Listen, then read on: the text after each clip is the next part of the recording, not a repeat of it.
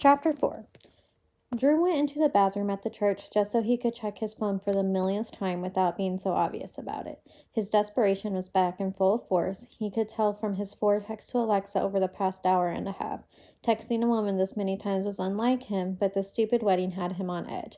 She'd reply only to the first one where he tried to be cool, just confirming she was coming with a "see you then," in the last where he told her they were about to leave the church for the restaurant. "On my way." He questioned the lack of exclamation points in both texts. Women, in his experience, tended to use a lot of exclamation points. Did that mean she was feeling like she should have backed out? He was certainly feeling like he should have backed out. Not from the date with Alexa. No, that was the only part of the weekend that was 100% glad was happening. He should have backed out from the rest of it. Josh and Molly were being so welcoming and friendly that he felt even more of an asshole for hating every second of this. Molly's mother, who had always been so nice to him, was noticeably chilly. Molly's sister Amy, who had always been kind of a bitch to him, kept looking at him up and down and smiling at him in a way that disconcerted him.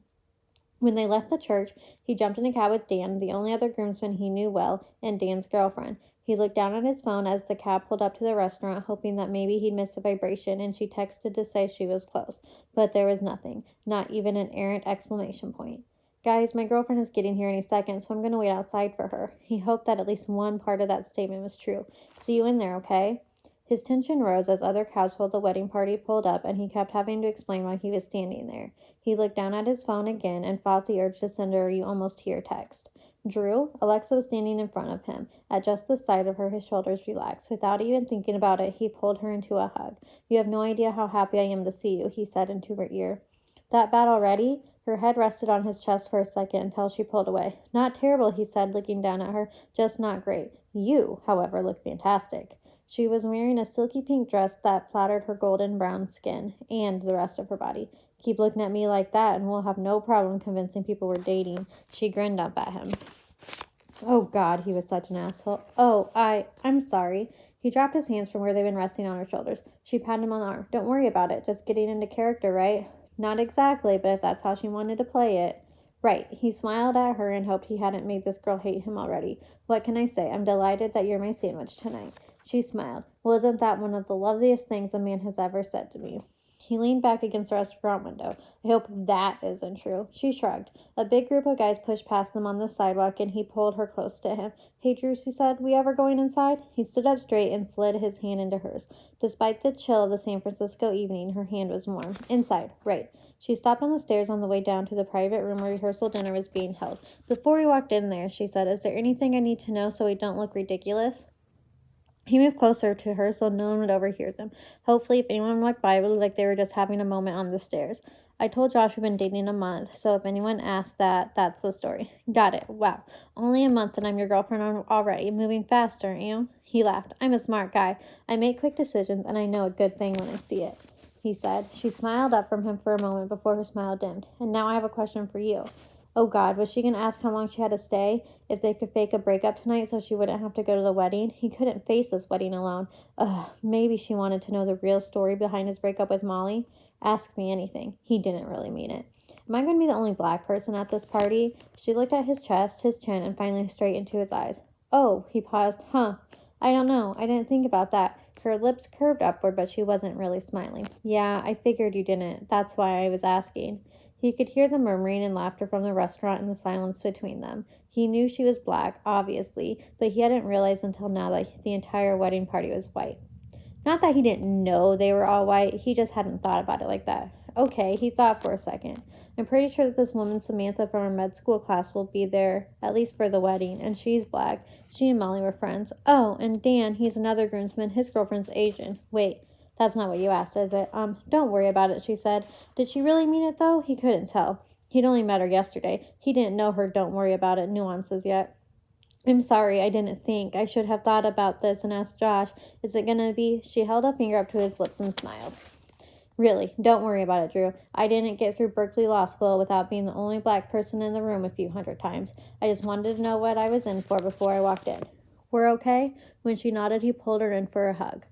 "Oh, shit, I think I got lipstick on you." She rubbed her thumb against his chest to try to get it out. After enjoying the sensation for a few seconds, he reached for her wrist to stop her. "It's okay," he said. "It would look pretty out of character for my new girlfriend and I walked in there after standing around outside for so long and I didn't have her lipstick on me somewhere." Her smile made him grateful all over again, and she was there with him. He wished the two of them could stay here in the stairwell all night. Actually, even better. Instead of going to this dinner, they could go back to their elevator, eat cheese and crackers, and drink wine, and laugh together, and also maybe... She pulled back and took a step down the stairs. There went his fantasy.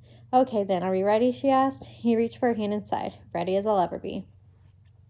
Boy, was it nice when this guy touched her. The hand-holding was particularly great. She felt like she was back in high school, except instead of the nerdy girl that everyone liked in that generic way, she was the girl holding hands with the hot guy at the party. She'd always wondered how that had felt. Newsflash, it felt awesome. She fought back her smile before she remembered that she was supposed to be besotted with Drew, so she let it beam as they walked through the party and up to the bar. Full bar, thank God. What's your drink choice? He gestured to the bottles of alcohol along the bar with a flourish. Tonight, let's start with a gin martini, please. Drew handed over her drink and clinked it with his bourbon. They each took long sips of their drinks without breaking eye contact. Alexa glanced at an empty table in the corner and raised her eyebrows to Drew. He nodded and took her arm to steer her over there. As Drew set his glass down, a tall blonde guy came over and slapped him on the back before he turned to Alexa. So this is Alexa. So glad you're here with Drew for the wedding, he said, holding out his hand for her to shake. Drew put his hand on the small of her back. Alexa, I'd like to introduce you to Josh Rogers, the groom. Josh, my girlfriend, Alexa Monroe. Drew said, his hand stroking the small of her back in a way that made her whole body tingle. Or maybe that was the gin hitting her bloodstream. She ignored whatever it was and smiled at Josh as she took his hand. A pleasure to meet you, Josh. Congratulations on the wedding. I'm honored to be here. A strawberry blonde with soft curls and knee-length white eyelet dress walked up to them. Alexa had pegged her as the bride as soon as she walked into the room. Who else would wear white to a rehearsal dinner? At her approach, Alexa moved closer to Drew. He picked up his drink and sipped it, but she knew he noticed too, because he slid his arm around her waist. Damn, there was that tingle again. Drew, is this Alexa? Alexa, I'm Molly. It's so nice to meet you. Molly gave her a huge smile that felt genuine, and not for the first time. Alexa wondered what the whole story was between the Molly and Drew breakup. Did Josh and Molly feel guilty for what they've done to Drew? Did they ask him to be in the wedding to assuage their guilt? She wasn't going to get an answer to that question right now, if ever. So her job was just to stand here next to Drew and turn on the charm. Luckily, she worked in politics. Charm was her middle name.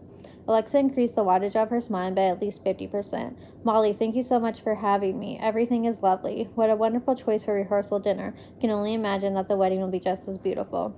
Drew's thumb traced circles around her hip as she and Molly exchanged bright pleasantries about the wedding, the perfect weather in the Bay Area this time of year, and Josh and Molly's upcoming honeymoon in Hawaii. Between the sensuous feel of his touch and her now finished martini, she was almost distracted enough not to wonder if he could detect the Spanx underneath her dress. Almost. After a few minutes, Molly glanced to the corner of the room and sighed. My mom is signaling me. I think I have to go talk to one of my aunts. I hope you get to talk to you more later, Alexa. And you too, Drew. And don't forget, the hashtag is JollyMosh. Molly smiled and glided away. They only had a few seconds before a tall blonde woman in a tight green dress came up to the three of them. She could feel Drew tense up next to her. She reached back to find his hand and interlace their fingers, and he held on. She didn't have to wonder long who this woman was. Josh, there you are. Your mom was looking for you. She had a question about what time we should sit down to eat. As Josh scurried away, her smile Drew showed all her blindingly white teeth. I saw my sister over here. I hope everyone's being nice to her. Drew squeezed Alexa's hand. I hope so too. Amy, I'd like to introduce my girlfriend, Alexa. Alexa, this is Amy, Molly's sister and the maid of honor. Amy raised her eyebrows at her and immediately turned back to Drew. I hope you both have a good time at the wedding this weekend. Amy's attitude annoyed Alexa just enough that she couldn't resist putting on a show. I'm sure we will. It's already been pretty great, hasn't it, Drew? She winked at Drew and squeezed his hand. His eyes widened and his smile grew smug. It sure has, Monroe. He pulled her close. Amy, great to see you. We were just heading to the bar for another drink. Can we get you anything? Her eyes narrowed briefly, then her smile came back. No, thanks. She looked at Drew and glanced in Alexa's direction before turning to go. Nice to meet you, she flung over her shoulder. As Drew and Alexa walked, still hand in hand, back to the bar, she leaned over and whispered in his ear. I can't tell whether she hates you or wants to fuck you. His bark of laughter made a few people look in their direction. She definitely hates me, he said against her ear, but she's also been acting weird all day. You see why I needed you here?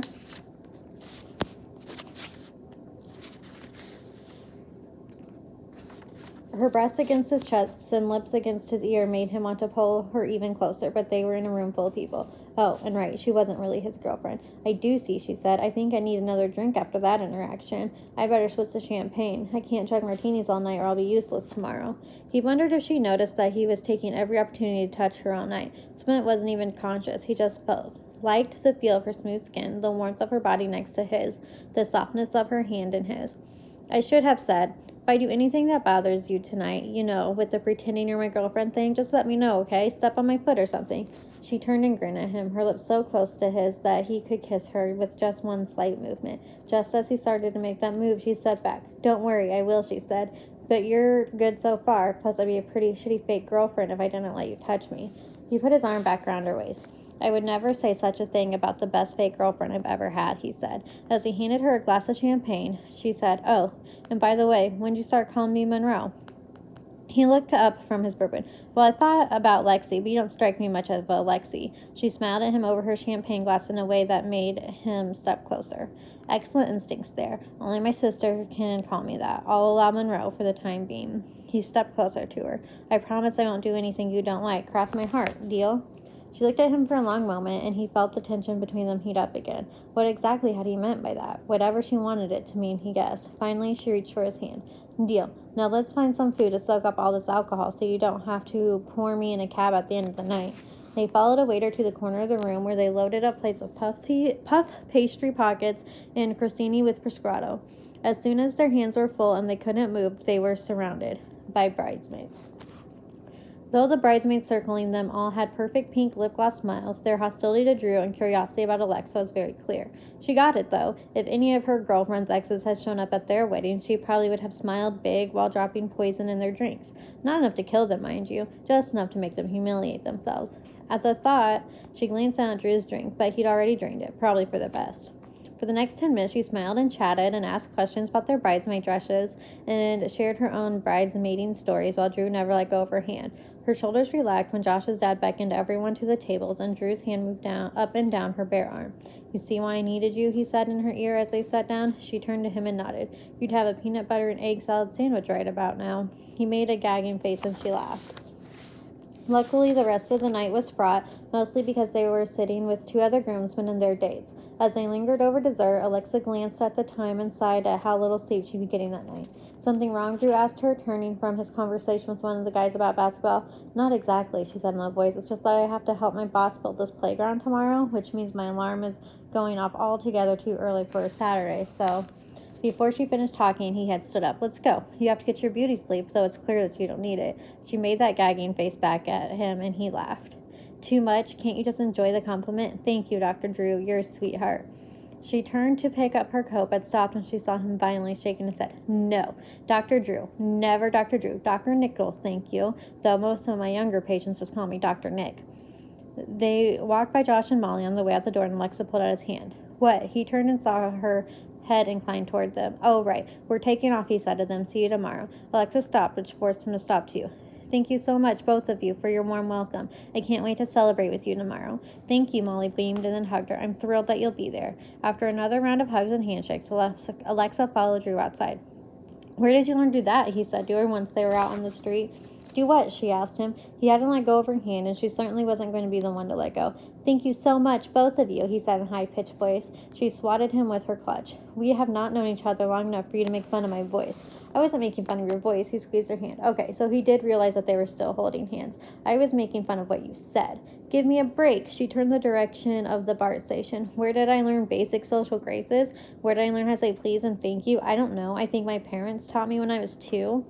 As they moved through a crowd of people, he let go of her hand, but instead he moved closer to put his hand on the small of her back again. She could feel herself melting inside. Was he doing this just out of habit? Probably. She tried to remember what Maddie had said. No stress date. Relax and have fun. Don't overthink things. Just enjoy it. Right. Okay.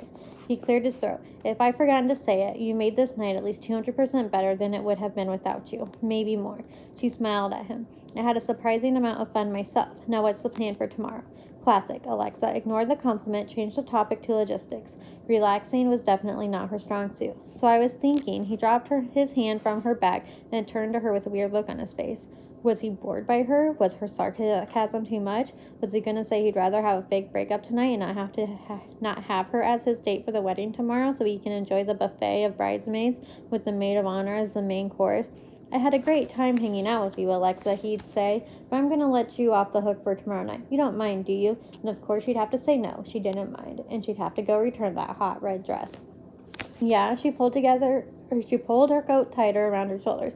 Maybe you come and get ready for the wedding in my hotel room, so everyone sees you leaving from the hotel. Not that I think that people think we're lying, but Amy seemed a little suspicious or something, and then you wouldn't have to. That makes sense. She cut him off, trying not to show how relieved she was. What time? Her smile widened. He had probably gotten everything he wanted in his life with that smile. Who is she to break that pattern? I have to be at the church by 5, so just be there before I leave. There's a shuttle from the hotel to the church, and you can take that over so you don't have to sit around during the pictures. They walked down the street, no longer hand in hand. That sounds good. Great. They're at the entrance to the BART station now. Okay, see you tomorrow. Text me if you have any questions. He leaned in for a hug. Without stopping to think about it, she kissed him on the cheek. He pulled back and looked at her for a long moment. An ambulance roared by, and they jumped apart. He stroked her cheek with his thumb. Good night, Monroe. See you tomorrow.